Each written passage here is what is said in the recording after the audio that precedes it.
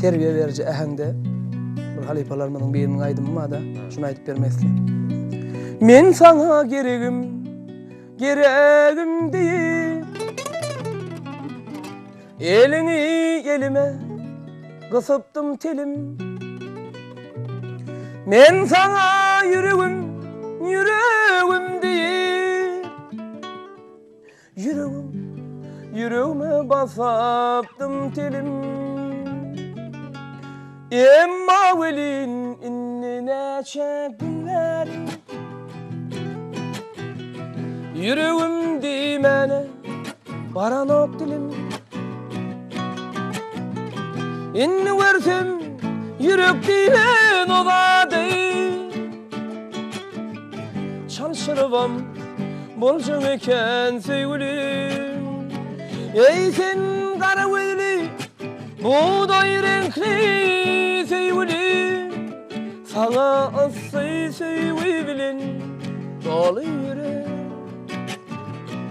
Seni bir can edip bağrıma bassam sevgilim, hemmelerden ken yaşayacak yalı benim.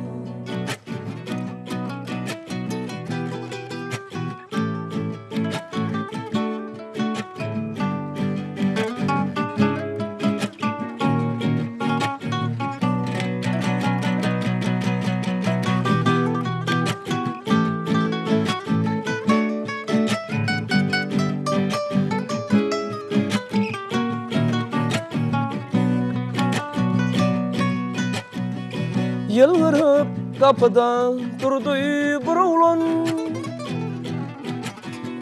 Gayd onun ellerin kısmak istedi.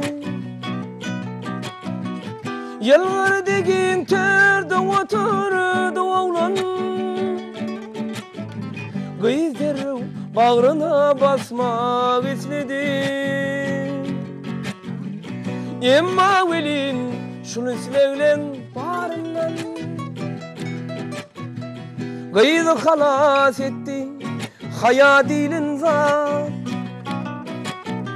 Yaşa sen, yaşa sen, yaşa sen hayat. Sensiz niçik bordu sevdiğin zat. Ey sen kara gözlü buğday renkli sevgilim, sana aslı sevgi bilen dolu yürek.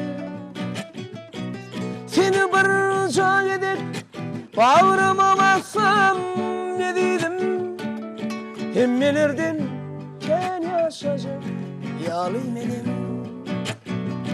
Hemmelerden ken yaşayacak yalı benim.